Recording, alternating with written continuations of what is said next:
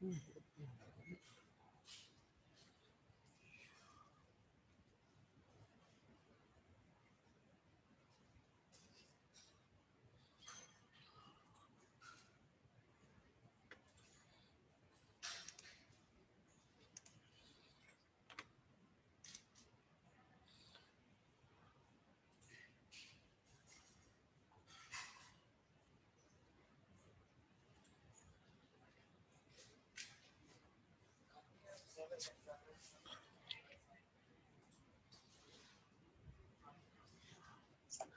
अस्सलाम वालेकुम। वालेकुम सर। वालेकुम सलाम। क्या हाल है आप लोगों का? ठीक है। अल्हम्दुलिल्लाह।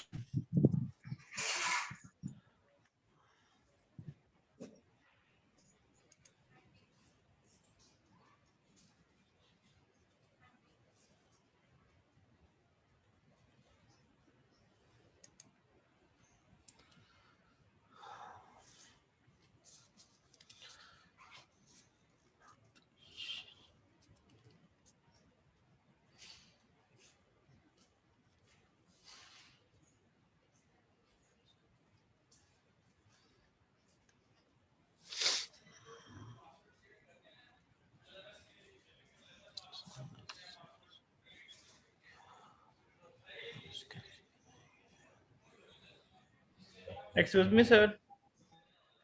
यस। सर काइंडली बता सकते हैं कि आपके पास कहाँ से कहाँ तक रोल नंबर है? कहाँ से कहाँ तक? ओके, मैं आपको बताता हूँ ये कहाँ से कहाँ तक है। ये A3 सेक्शन है ना? Yes sir. A3 where it is, किधर गया? हाँ, analytical technique in biotechnology A3 में है 83 से 121। Okay sir, thank you. Yes.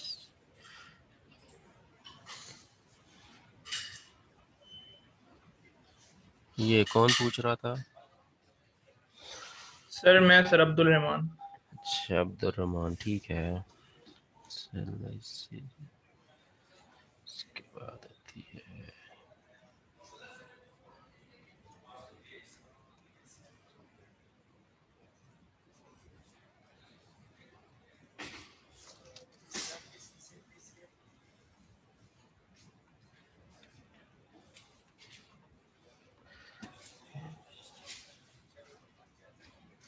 I think mostly people have joined the meeting. So let's start our topic. काफ़ी बच्चों ने ज्वाइन कर लिया। मैंने वेटिंग रूम डिसेबल किया हुआ है, आप लोग ज्वाइन कर सकते हैं, but after 15 minute I will enable meeting room. तो उसके बाद आप लोगों को ज्वाइन करवाना पड़ेगा मीटिंग। बाकी सुनाएं, कैसे चल रहा है आप लोगों का लॉकडाउन? घर वाले अच्छी खिदमत कर रहे हैं? आवाज़ आ रही है आप लोगों को? सर अच्छा चल रहा है जी सर, आवाज आ इस रही है। तरह आवाज आ रही है। अच्छा, तो ठीक है, हम स्टार्ट करते हैं। इससे पहले लास्ट टाइम हमने किया था सॉल्यूशंस एंड देयर कॉन्सेंट्रेशंस। अगर आप लोगों की उसमें कोई क्वेरी हो तो you people can ask, if not then we will move forward. नहीं सर, कोई क्वेरी नहीं है, समझ आ गया था सारा। एक्चुअली जो आपके साथ ही पैरेलल सेशन चल रहा है वो भी यही सेम ही है, बस उसका एनालिटिकल टेक्निक इन बायोकेमिस्ट्री है और आपका एनालिटिकल टेक्निक इन बायोटेक्नोलॉजी है, बट जो कोर्स आउटलाइन है वो सेम है। तो उन्होंने लास्ट टाइम ये सॉल्यूशन वाला किया है और आप लोगों को आज मैं करवाऊंगा डीएनए एक्सट्रैक्शन बाय सी टैब मेथड। ठीक है। अच्छा, मैं सर ये तो हमने पहले मॉलिक्यूलर में किया, यस सर, सीटेम मेथड से डीएनए एक्सट्रैक्शन। ये बताया को था सर को फर्स्ट डे। किया हुआ है, बट ये आपके सिलेबस में है तो so we have to go through it. Okay sir. ठीक है, तो चलें। अच्छा, इसमें क्या हाँ, स्क्रीन शेयर करनी है आपसे मैंने,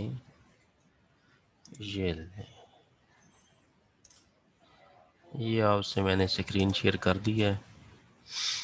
ठीक है, इसमें DNA extraction by CTAB method, ये एक्चुअली जो एक्सट्रैक्शन है we will perform it for extraction of DNA from plant cell.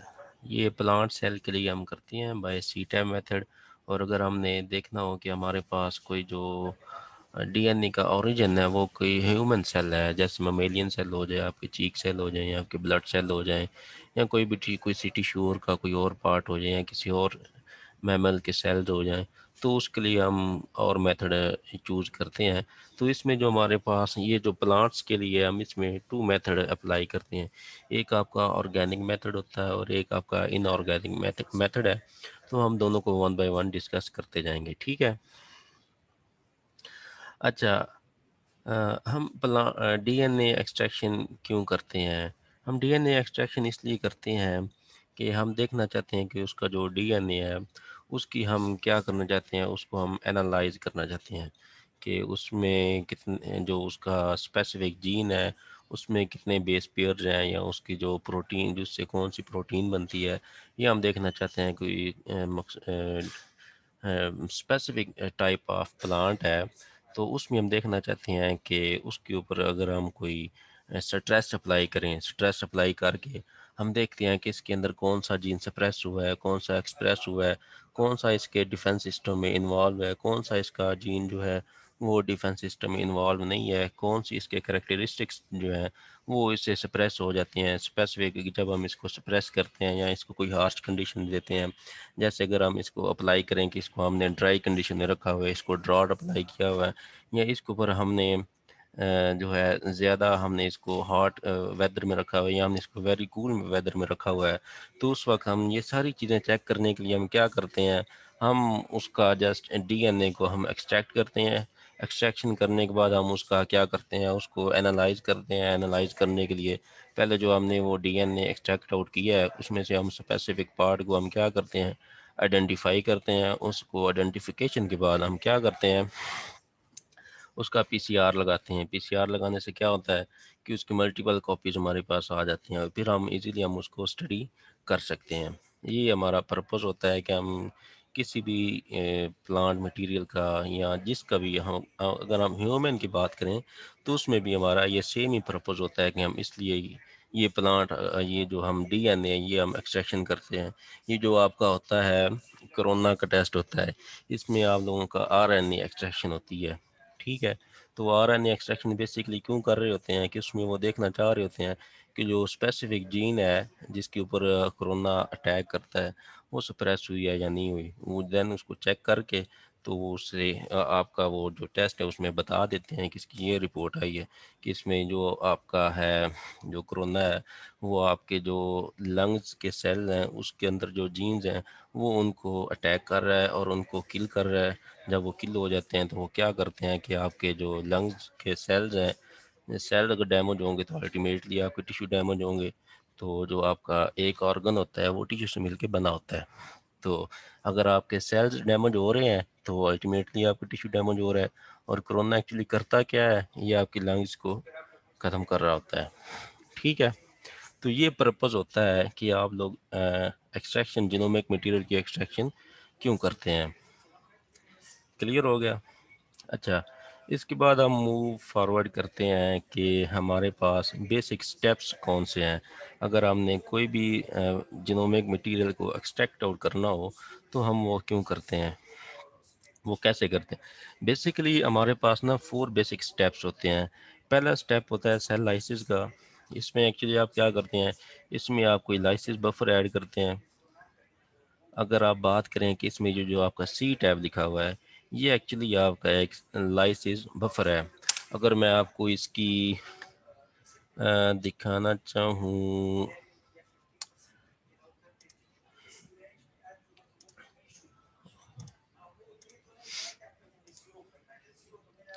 किधर गया, यस, अगर मैं आपके साथ सी टैब की जो है इसकी ये कैसे मिल के बना हुआ है, इसके अगर मैं आपको कंपोनेंट आपसे शेयर करूं तो ये आपकी स्क्रीन पे होप सो शेयर हो रहे होंगे कि सी टैब के अंदर आपके पास एक्चुअली क्या क्या चीज़ होती है। अगर आपके पास 100 ml सी टैब बफर है तो उसमें क्या क्या होता है। एक तो 2 ग्राम सी टैब होता है और देन उसमें 10 ml 1 मोलर ट्रिस क्लोराइड, ये पीएच इसकी 8 होती है, ये आपके पास सोल्यूशन होता है। और देन इसके बाद 4 ml 0.5 मोलर EDTA सोल्यूशन होता है, बफर होता है, ये आपके पास होता है। और देन आपके पास 28 ml 5 मोलर NaCl का सोल्यूशन होता है और उसके बाद वाटर होता है। और देन इसमें ये PVP बफर होता है और इसके बाद आपके पास होता है HCl इसमें होता है, जो इसकी जो pH है उसको मेंटेन रखता है।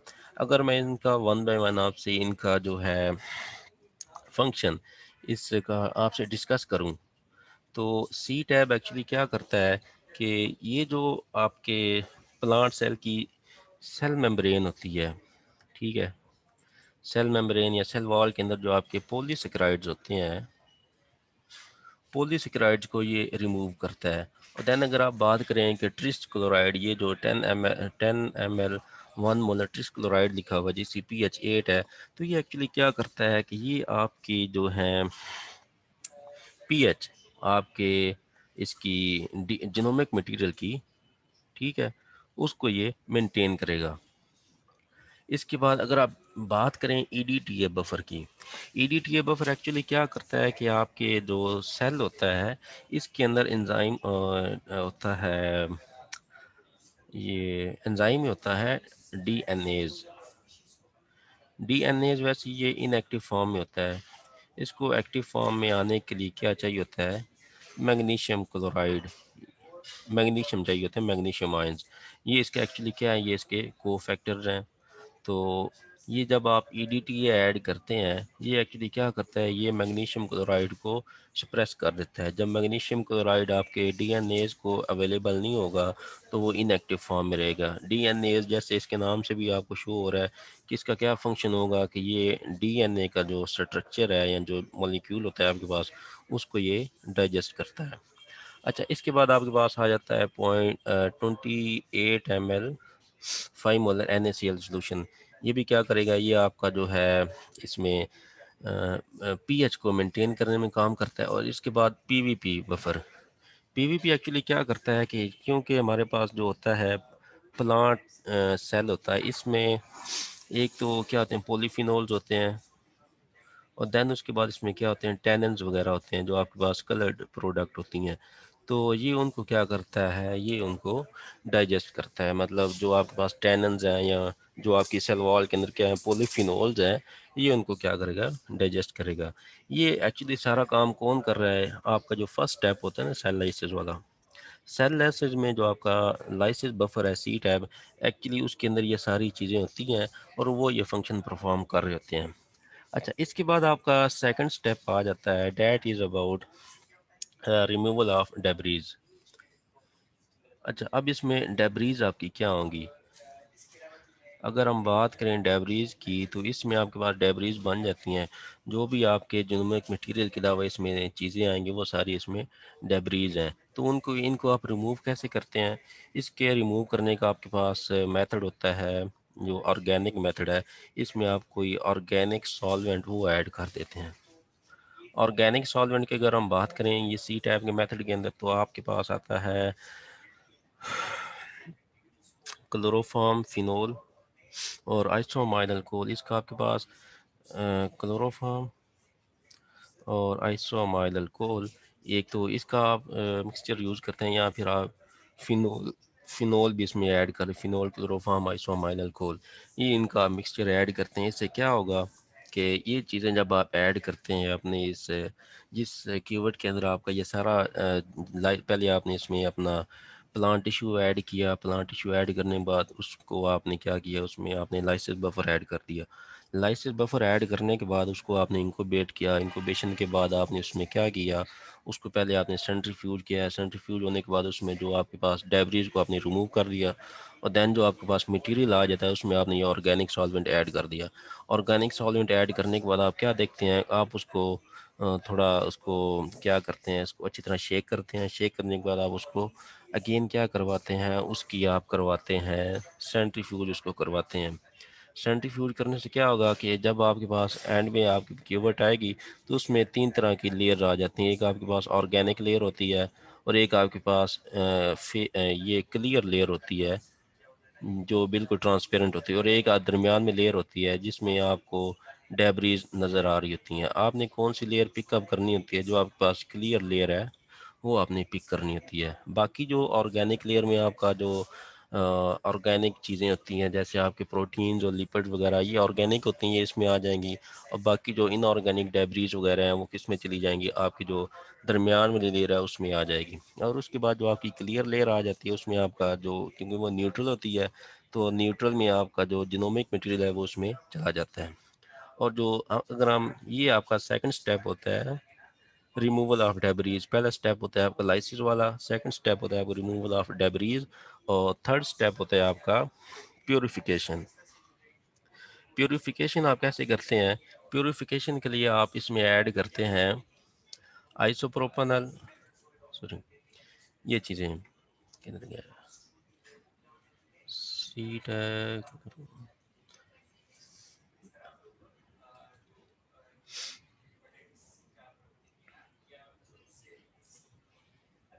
ये देखें। इसको अगर आपने प्योरीफाई करना हो, जब ये क्लोरोफॉर्म वगैरह चीज़ें आप ऐड कर देती हैं, इसमें आप लोग ऐड करते हैं आइसोप्रोपेनॉल। आइसोप्रोपेनॉल से क्या करते हैं, आप वॉशिंग करते हैं। आइसोप्रोपेनॉल एक्चुअली क्या करता है कि ये आपके जिनोमिक मटेरियल को क्या कर देता है, उसमें इसका पैलेट बना देता है। और दैन इसके साथ आप क्या चीज़ ऐड करते हैं, आप कोई सॉल्ट ऐड करते हैं। सॉल्ट इस केस में क्या होगा, या तो आप अमोनियम ऑक्सलेट इस्तेमाल करते हैं या फिर आप क्या चीज़ यूज़ कर लेते हैं, NaCl, ठीक है। और इसके साथ आप यूज़ करते हैं चिल्ड एथेनॉल। चिल्ड एथेनॉल आप क्यों यूज़ करते हैं, क्योंकि जी ये चिल्ड है तो इसलिए इसको डिज़ोल्व नहीं करेगा, और चिल्ड होने की वजह से उसको क्या कर देगा, ये उसका पैलेट बना देगा।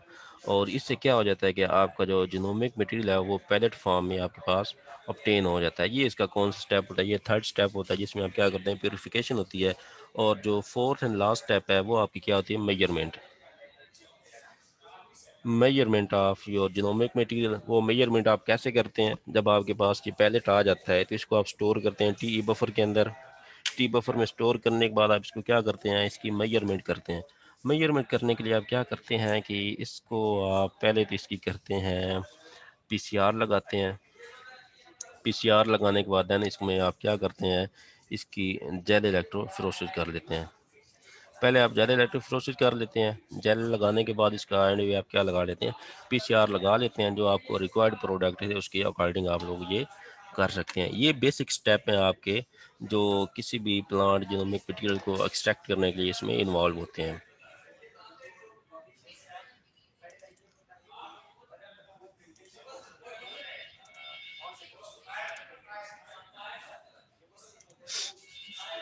अच्छा, नाउ वी मूव फॉरवर्ड। ये लिखा है basic steps of DNA extraction. इसमें वही चीज़ आ जाती है, पहले आप सेल को ओपन करते हैं जिसको आप सेल डिस्ट्रप्शन या सेल लाइसिस कहते हैं। फिर आप उसके अंदर जो DNA है आप उसको एक्सपोज करते हैं। और ये कैसे अचीव होता है, ग्राइंडिंग करने से, और उसके बाद treating the sample with lysis buffer, ये सारे काम करने से। अच्छा, इसके बाद क्या होता है, ये इन्होंने पर्पस ऑफ एक्सट्रैक्शन बफर लिखा हुआ है। Dissolve cellular membrane assist in removal of contaminants. जैसे मैंने पहले आपसे डिस्कस कर दिया है कि आपके पास जो लाइसिस बफर है वो सी टैब है। सी टैब के अंदर PVP है, देन उसमें क्या है आपके पास EDTA है, और उसमें ट्रिस्क्लोराइड है। ये 3 मेन बेसिक चीज़ें हैं जो क्या करती हैं आपकी, एक तो इस सेल वॉल को, सेल मेम्ब्रेन को डिस्टर्ब कर रही हैं, और सेकंड थिंग क्या कर रही हैं कि आपका जो पैलेट है उसकी जो pH है उसको मेंटेन कर रही हैं। ये दोनों पर्पज़ इसमें लिखे हुए हैं। Basic steps for DNA extraction, removing membrane lipid by adding detergent. वही बात आ जाती है, जो आपका सी टैब है वो भी एक डिटर्जेंट है, पीवीपी आपका डिटर्जेंट है, EDTA as a detergent act कर रहा है। वो क्यों कर रहे हैं एक्ट? क्योंकि वो इसमें से जो आपकी जो मटेरियल्स हैं, ऑर्गेनिक चीज़ें हैं, उनको रिमूव कर रहे हैं। तो वो ये एज अ डिटर्जेंट आपके जो लाइसेंस वाला प्रोसेस है उसमें एक्ट कर रहे हैं एज अ डिटर्जेंट। इसके बाद आए basic steps for DNA extraction. इसमें पहला क्या आता है, removing protein by adding protease, optional but almost always done. इसमें आप लोग प्रोटीनेज के भी ऐड करते हैं। ये जो आपका होता है प्योरिफिकेशन वाला स्टेप, प्रोटीनेज के से क्या होगा कि इसमें जो एक्स्ट्रा प्रोटीन होती है वो भी क्या हो जाती है, वो आपके पैलेट के साथ वो पैलेट नहीं बनाती, बट जो उसमें सोल्यूशन होता है उसमें सॉल्युबल हो जाती है जब आप प्रोटीनेज के उसमें ऐड करते हैं। देन उसको क्या कर लेते हैं आप, उसका प्रेसिपिटेशन कर लेते हैं उसके अल्कोहल का सॉल्ट के साथ। कोई सॉल्ट आप ऐड करते हैं और उसके साथ आइस कोल्ड एथेनॉल ऐड करते हैं और isopropanol. Since DNA is insoluble in these alcohol, it will aggregate together, giving a pellet upon centrifugation. This step also removes alcohol soluble salt. और जो भी इसके अंदर रिमेनिंग सॉल्ट रह जाते हैं वो भी इससे क्या हो जाएंगे, रिमूव हो जाएंगे। इसके ये इन्होंने आपसे डिस्कस किया है कि कौन से आपके जो टेक्निक्स यूज़ होती हैं। एक आपकी ऑर्गेनिक है जो मैंने अभी आपसे डिस्कस किया, और सेकंड आपकी इनऑर्गेनिक है, ये भी हम इसके साथ ही डिस्कस करेंगे।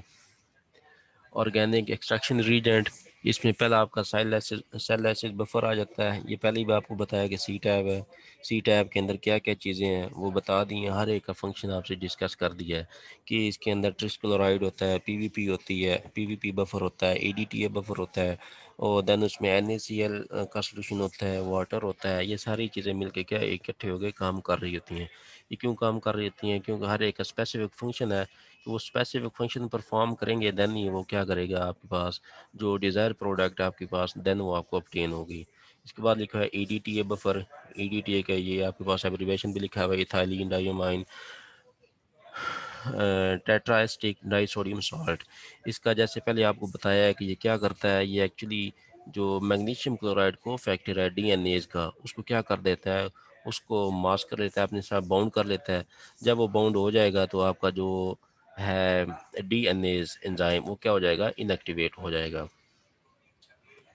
इसके बाद प्रोटीनेज के का फंक्शन क्या है, ये आपकी जो प्रोटीन्स हैं उनको ये क्या कर लेगा, एक्सट्रैक्ट आउट करेगा ड्यूरिंग दिस प्रोसीजर। अच्छा, इसके बाद फिनोल क्लोरोफार्म, ये आपके पास ऑर्गेनिक सॉल्वेंट्स हैं। जैसे ये इसका नाम ही आपका ऑर्गेनिक एक्सट्रैक्शन है, तो इनका मेन फंक्शन होता है फिनोल क्लोरोफार्म और आइसोमाइल अल्कोहल का। ये क्या करते हैं फिनोल और क्लोरोफार्म, क्योंकि ये ऑर्गेनिक है, तो इसमें जो भी ऑर्गेनिक मटेरियल्स हैं आपकी सेल वॉल के अंदर, सेल मेम्ब्रेन के अंदर, या पूरे होल सेल के अंदर, ये उनको क्या कर लेते हैं, उनको अपने अंदर डिज़ोल्व कर लेते हैं, और जो उसमें आपके पास लेयर बनती है ऑर्गेनिक लेयर, उसके अंदर ये चली जाती हैं सारी चीज़ें। जो आपकी क्लियर लेयर आती है उसमें आपका जो जिनोमिक मटेरियल है डीएनए और आरएनए, वो उसमें रह जाता है। आरएनए को आप कैसे रिमूव करते हैं, आरएनए के लिए रिमूव करने का उसमें आरएनएज ऐड कर देते हैं। आरएनएज ऐड करेंगे वो क्या करेगा कि आपका जो आरएनए का मॉलिक्यूल है वो क्या हो जाएगा, वो उसमें इनएक्टिवेट हो जाएगा। ठीक है। अच्छा, इसके बाद लिखा हुआ T E buffer. T E buffer कैसे बनता है कि टी से आपका ट्रिस्क्लोराइड बनता है, ट्रिस्क्लोराइड ट्रिस HCl लिखा होता है वैसे, ट्रिस HCl, और ई ई स्टैंड फॉर EDTA। तो EDTA क्या करता है एक्चुअली, ये आपके डीएनए को इनएक्टिवेट कर रहा है, और ट्रिस्क्लोराइड क्या कर रहा है, इसकी जो pH है उसको मेंटेन कर रहा है। तो ये दोनों मिलके क्या करते हैं, आपका जो जब आप एंड पे इसको आप एक्सट्रैक्शन कर लेते हैं, आपके पास पैलेट आ जाता है, तो उसको जिनोमिक मटेरियल को आप EDTA के अंदर आप क्या करें, स्टोर कर लेते हैं। ठीक है। एथेनॉल और isopropanol which has been precipitation of DNA, कि ये इसको अपने अंदर डिसॉल्व नहीं करते डीएनए को, उसका क्या बन जाता है, आपके पास पैलेट बन जाता है। सेल लाइसिस, ये स्टेप्स लिखे हुए हैं कि आप पहले क्या करते हैं। सबसे पहले आप प्लांट टिश्यू लेते हैं, उसको आप छोटे छोटे पीसेस में कट करते हैं, देन उसको आप पेस्टर एंड मोर्टर के अंदर क्या करते हैं, उनका ग्राइंड करते हैं, उनका क्या क्या बनाते हैं, पेस्ट बनाते हैं। पहले उसमें आप लिक्विड नाइट्रोजन ऐड करते हैं, देन आप सी टाइप बफर ऐड करते हैं। ये दोनों चीज़ें ऐड करने के बाद आप अच्छी तरह उसका पेस्ट बनाते हैं। जो पेस्ट आपके पास आ जाता है ये ग्रीनिश कलर का, इसको आप देन इंकोबेट करते हैं। इंकोबेट करने के बाद इसे आप सेंट्रीफ्यूज करते हैं। सेंट्रीफ्यूज करने से क्या होगा, जो डेब्रीज हैं, जो विजुलाइज डेब्रीज हैं, उनको आप रिमूव कर देते हैं। बाकी जो आपका लिक्विड है उसको आप अगेन कैरी करते हैं फॉर फर्दर प्रोसेसिंग। देन इसमें आप स्टेप्स बाय स्टेप्स क्या ऐड करते हैं, पहले ऑर्गेनिक सॉल्वेंट ऐड करते हैं, देन उसमें एसिड आपका अपना आइसोप्रोपानॉल, देन एथेनॉल, डीएनएज और सॉरी आरएनएज और प्रोटीनेज के एंजाइम ऐड करते हैं। और एंड पे जब आपके पास पैलेट आ जाता है तो उसमें आप टी बफर ऐड कर देते हैं। Cell lysis, this buffer will lyse cell membrane nuclei or intact pellet nuclei. Then क्या होता है, the nuclei is resuspended in buffer containing SDS buffer and proteinase K. This will lyse nuclear membrane and digest protein. SDS buffer आप कब add करेंगे, जब आपके पास जो है कौन सा जिनो डीएनए का सोर्स हो, जब आपके पास ममेलियन सेल का कोई सोर्स हो। अगर आपके पास प्लांट सेल का कोई सोर्स है तो देन आप सी टैब ऐड करते हैं।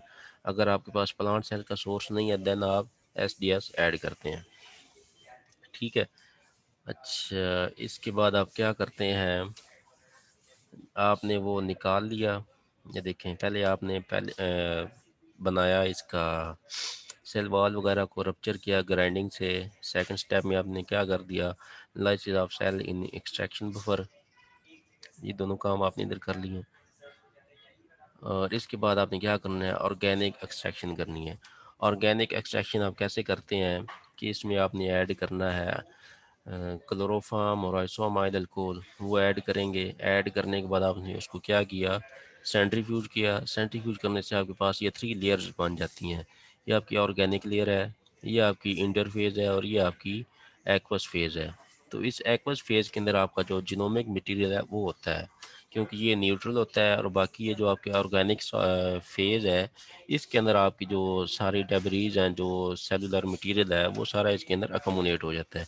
और देन ये आपके पास जो एक्वस फेज़ है इसको आप अगेन कैरी करते हैं फॉर डीएनए एक्सट्रैक्शन। इसको आपने कैरी कर लिया, ये आपने क्लियर लेयर पिक कर ली।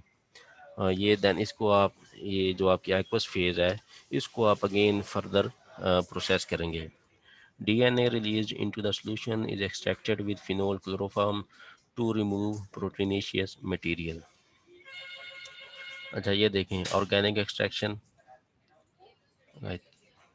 अच्छा, तो इसमें क्या है, कलेक्ट एक्वस फेज। ये एक्वस फेज हमने कलेक्ट कर ली। The aqueous phase contain water-soluble molecules including nucleic acids. Protein and lipid become trapped in the organic phase and are separated away. Insoluble plant debris become trapped in interface between the two layer. ठीक है। ये इसके अंदर आपका genomic material है, इसमें आपकी जो डेब्रीज वगैरह हैं वो हैं, और इसके अंदर आपके ऑर्गेनिक जो चीज़ें हैं, जो कार्बोहाइड्रेट, लिपिड और वो चीज़ें इसके अंदर ट्रैप्ड आपके ऑर्गेनिक लेयर के अंदर। ठीक है। अब आ जाते हैं आपके पास ऑर्गेनिक एक्सट्रैक्शन प्रोसीजर।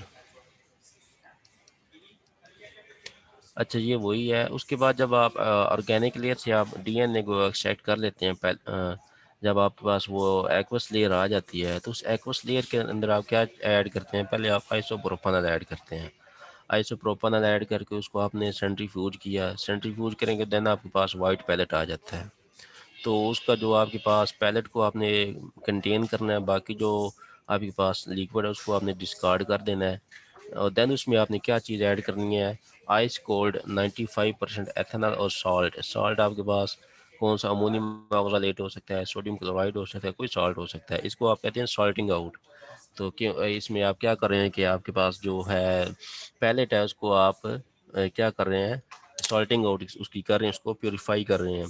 तो जब आप ये चीज़ें ऐड करते हैं तो क्या होता है, जो उसके साथ आपके जिनोमिक मटेरियल के साथ जो भी डेब्रीज हैं वो इनके अंदर सॉल्व हो जाती हैं।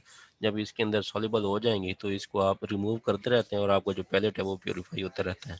Precipitated DNA is washed with 70% ethanol, dried under vacuum, and resuspended it in TE buffer. ये इसका सारा प्रोसीजर है कि ये आप इसको कैसे आप करते हैं। ये आगे इन्होंने डायग्रामेटिकली बता दिया है कि ये आपके पास एक्वस फेज थी। एक्वस फेज के अंदर आपने क्या चीज़ ऐड की, अल्कोहल। अल्कोहल कौन सा आपने ऐड किया, आइसोप्रोपेनॉल ऐड किया, and salt to precipitate nucleic acid from the aqueous fraction. ठीक है, ये सुपरनेंट है और ये आपका पैलेट आ गया। इस पैलेट को आपने कैसे किया गया है, इसको आपने वॉश किया है किसके साथ, एथेनॉल के साथ, 70% ethanol. Pellet down nucleic acid wash pellet with 70 ethanol to remove residual salt and other contaminants, discard ethanol and allow pellet to dry. ठीक है, आपने इसमें से क्या करना है, पैलेट को ड्राई कर लेना। जब ये ड्राई हो जाए तो इसको आपने स्टोर करना है किसके अंदर, टीई बफर के अंदर। ठीक है, तो इधर अगर आपके पास RNAs अगर आप ऐड करें तो वो क्या करेगा कि आपके DNA इस पैलेट के अंदर जो आपका RNAs है वो उसको डाइजेस्ट कर लेगा। अगर आप प्रोटीनेज के ऐड करेंगे तो इसके अंदर जो प्रोटीन्स हैं इसके साथ जो सॉल्युबल फॉर्म में है वो उनको अपने अंदर डिसॉल्व कर लेगा और इस तरह आपका जो पैलेट है वो क्या हो जाएगा, प्योरीफाई हो जाएगा। इसके बाद आ जाती है आपकी inorganic DNA extraction. Inorganic DNA extraction में आप क्या करते हैं कि आप कोई ऑर्गेनिक सॉल्वेंट यूज़ नहीं करते।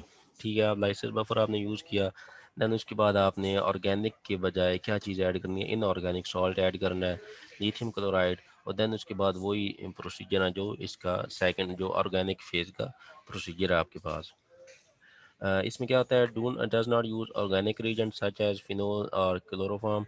Digested proteins are removed by salting out with high concentration of lithium chloride. However, if salt are not adequately removed, problems could occur with the procedure due to alteration of DNA mobility.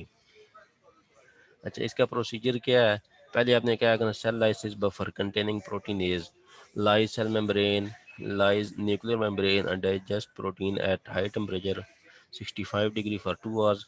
Temperature helps denature protein and proteinase K auto digest itself. कि इसमें आप क्या करते हैं, एक तो आपने lysis buffer add किया है और सेकंड उसमें आपने क्या चीज़ ऐड की, प्रोटीनेज के ऐड कर दिया, उसको इंक्यूबेट कर दिया है। तो इंक्यूबेशन में क्या कर देगा, सेल को रप्चर कर जाएगा और उसका जो जीनोमिक मटेरियल क्या आ जाएगा, बाहर आ जाएगा। To remove proteinaceous material, lithium chloride is added to the final concentration of 2.5 molar and incubated on ice. Then इसको आप क्या करते हैं, लिथियम क्लोराइड ऐड करने के बाद उसको आप आइस पे क्या करते हैं, इंक्यूबेट करते हैं। Proteins precipitate out and are pelleted by centrifugation. पहले इसमें क्या होता है, प्रोटीन का पैलेट बनता है, उसको सेंट्रीफ्यूज करके आप क्या करते हैं, रिमूव कर देते हैं। इसके बाद DNA क्या हो जाता है, उस सोल्यूशन के अंदर होता है। तो आप क्या करते हैं, जो उसका सुपरनेट है उसको न्यू ट्यूब में ट्रांसफ़र करते हैं। और DNA को आप कैसे प्रेसिपिटेट करेंगे कि उसमें जब आप आइसोप्रोपेनॉल ऐड करेंगे, आइसोप्रोपेनॉल ऐड करने से उसको आप क्या करेंगे, उसको सेंट्रीफ्यूज करेंगे तो तो उसका क्या बन जाएगा, आपके DNA का पैलेट बन जाएगा। देन इसी तरह उसको आपने क्या करना है, वॉश आउट करना है किसके साथ, एथेनॉल के साथ, और उसको टी बफर के अंदर आपने सेव कर लेना है फॉर फ्यूचर यूज़। ये आपके पास इनऑर्गेनिक जो प्रोसीजर है उसकी डायग्रामेटिकल रिप्रेजेंटेशन है। पहले आपके पास ये क्या आता है, आपका लाइसिस बफर है, इसमें आपने लिथियम क्लोराइड ऐड किया हुआ है, प्रोटीनेज के ऐड किया हुआ है, इसको आपने स्टोर किया।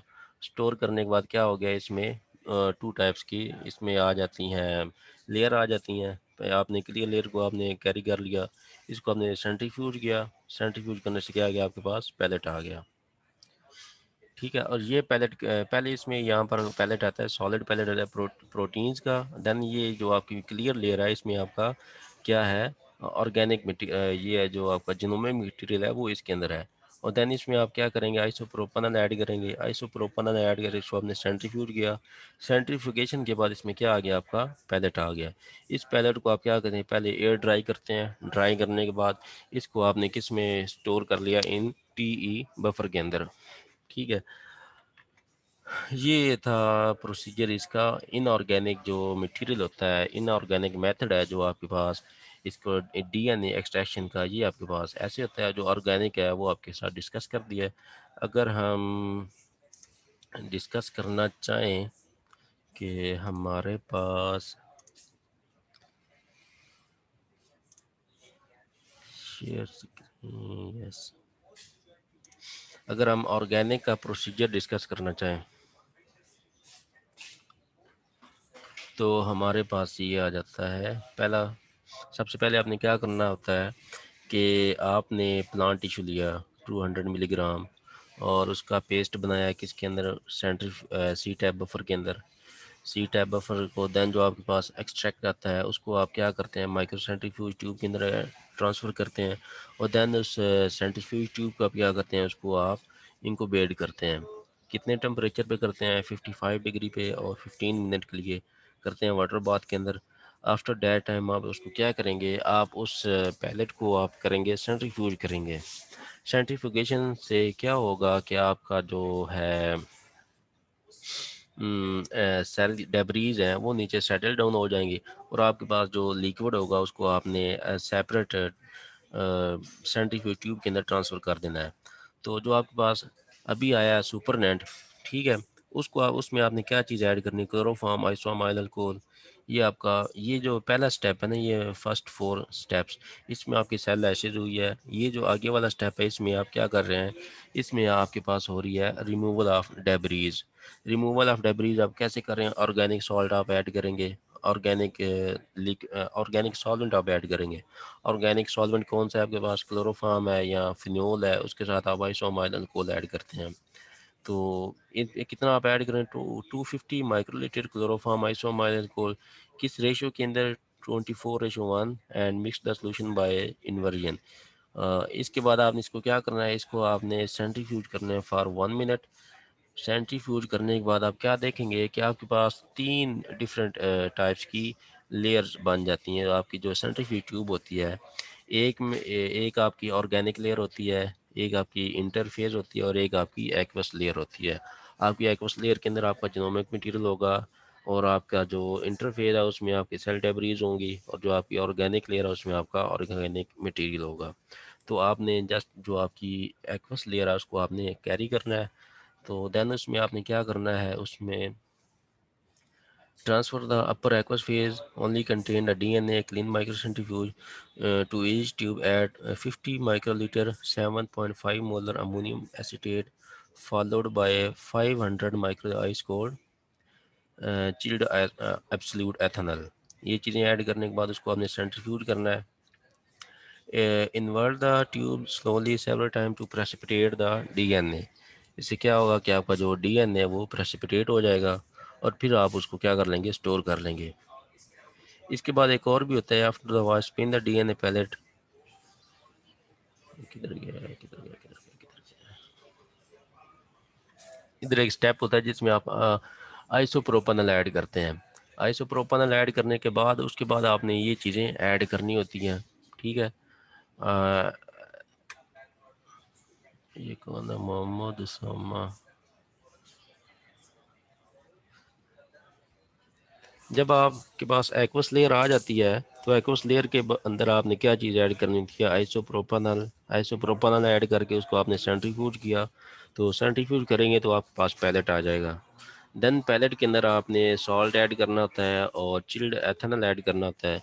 वो जब आप ऐड करते हैं उसको अगेन आप क्या करते हैं, सेंट्रीफ्यूज करते हैं। सेंट्रीफ्यूज करने से अगेन जो आपका पैलेट है वो वॉश हो जाता है और देन उसको एंड पे आप क्या कर लेते हैं, पैलेट को आप TE बफर के अंदर आप उसको स्टोर कर लेते हैं फॉर फ्यूचर यूज़, ठीक है। This is all from my side. Hope so you people understand what I have discuss with you, ठीक है।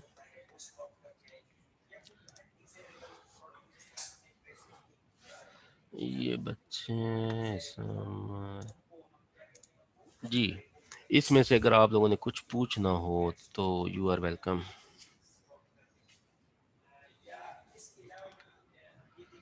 क्योंकि एक्चुअली ना आपका जो डिपार्टमेंट है वो बंद है।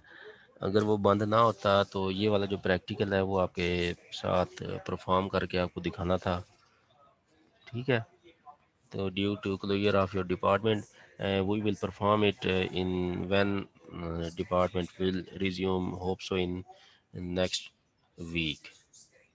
तो नेक्स्ट वीक में हम जब आप लोग इंशाल्लाह आ जाएंगे तो आपके साथ ये सारी चीज़ें आप परफॉर्म भी करेंगे और हैंड ऑन आपकी प्रैक्टिस भी हो जाएगी। ये प्रैक्टिकल वर्क होता है, जब तक बंदा खुद हैंड ऑन ट्रेनिंग ना करे या खुद अपने हाथों से परफॉर्म ना करे तो It is difficult to understand what we have studied. Okay जी, अब आप लोगों की कोई क्यूरी हो तो please let me know. Excuse me sir, yes. Sir next week से हम लैब्स यूनिवर्सिटी में लेंगे? नहीं, अभी तो आपका 28 तक आपकी जो है आपने ऑनलाइन रहना है, तो 28 के बाद होप सो कि आपकी यूनिवर्सिटी आपके लिए ओपन हो जाए. Okay sir. जी, रिलेटेड ये जो आपको पढ़ाया उसके अबाउट पूछ लें, देन ये चीज़ें डिस्कस कर लेते हैं. जी, कोई क्यूरी नहीं किसी की? बिसाम है इधर? ये कितने लोग हैं? 27, 26.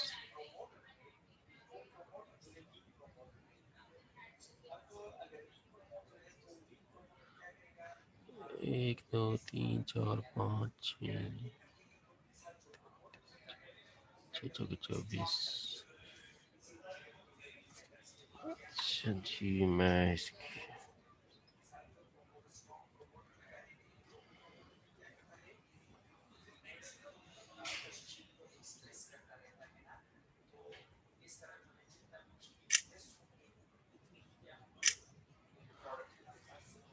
अच्छा, आप लोगों की कोई क्यूरी हो लेट मी नो प्लीज.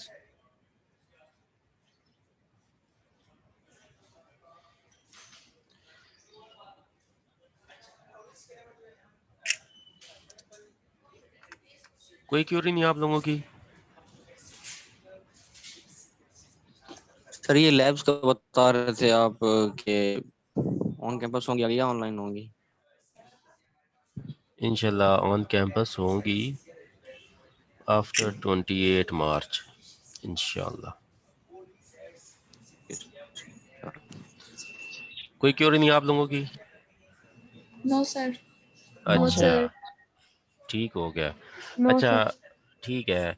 तो जो आपको सोल्यूशन और कंसंट्रेशन है वो आपको अच्छी तरह है ना? मैं आपको उसके थोड़े से मतलब हैं कुछ क्वेश्चनियर है वो आपको सेंड करूँगा, तो आप अभी ना उसको सॉल्व करके मुझे फिर ना वो सेंड कर दें, ठीक है? तो now you people can leave if you people have no query. Sir sir mail assignment है कोई? नहीं, करनी असाइनमेंट है नहीं सर है. किस टाइम सेंड करना है?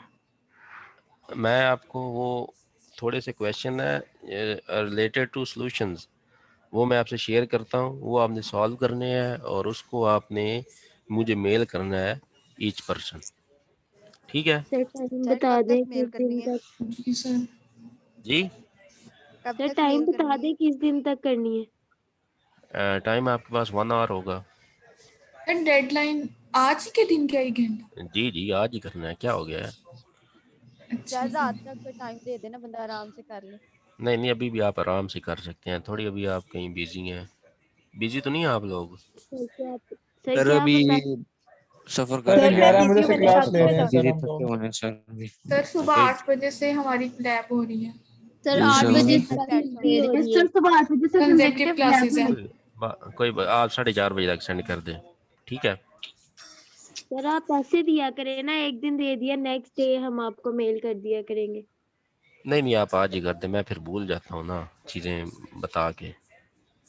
सर हम रात तक कर देंगे आपको। रात कितने बजे तक? सर 12 9 बजे बजे तक। तक. 12 में तक कर 12 देंगे बजे सर रात। रात 12 बजे तक?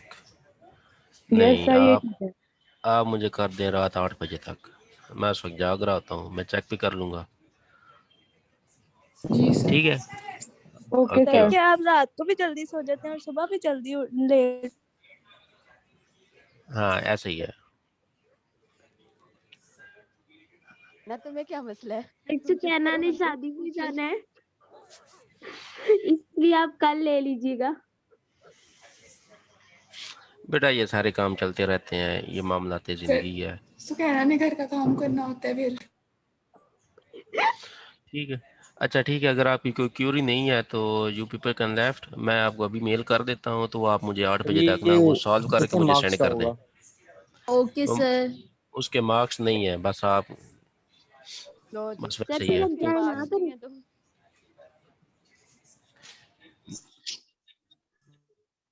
वो जो लिखा हुआ ना उसमें कि क्लास एक्टिविटी, वो 5 नंबर का, उसमें ये सारा काउंट होगा।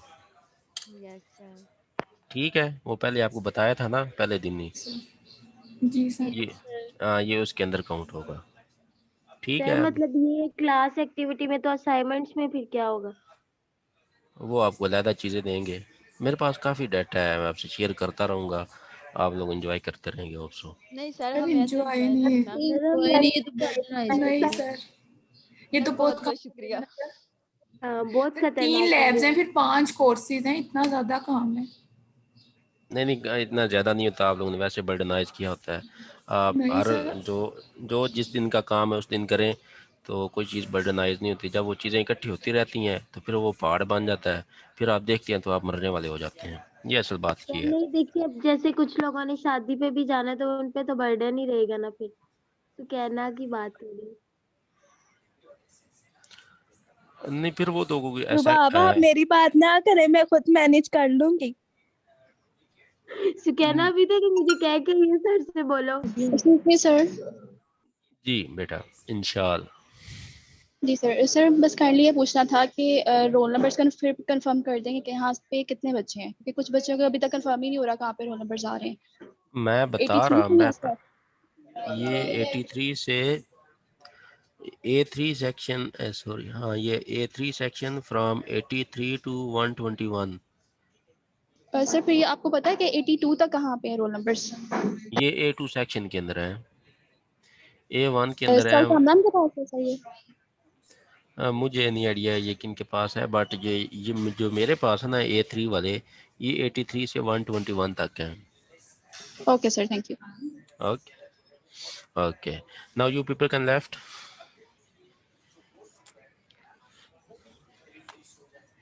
अगर कोई क्यूरी नहीं है आप लोगों की तो आप लोग जा सकते हैं। सर हमने रिटर्न असाइनमेंट करनी है कि वर्ड पे? नहीं आप अपनी ये जो है ना कॉपी, उस पर उसको सॉल्व करेंगे और देन उसका PDF बना के मुझे मेल कर देंगे। जी सिंपल सर। है। और जी। उसके ऊपर आपका नाम मेंशन हो, नेम और आपके साइन वगैरह ना। नाम, आईडी और सेक्शन, ठीक है सर। जी ठीक है। जी सर। जी ठीक है। तो ये कुछ पूछना हो तो पूछ लें, वरना आप लोग जा सकते हैं। सर अटेंडेंस हो गई है? हाँ अटेंडेंस हो गई है, मैंने स्क्रीनशॉट ले लिया है।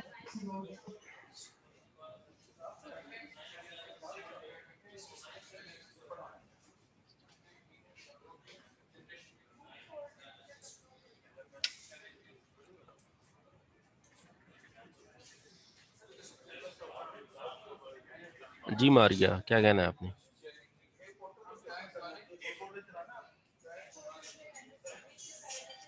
मारिया कामरान। ये होके डिस्कनेक्ट हो गया था, मेरी अटेंडेंस हो गई है। जी हो गई है।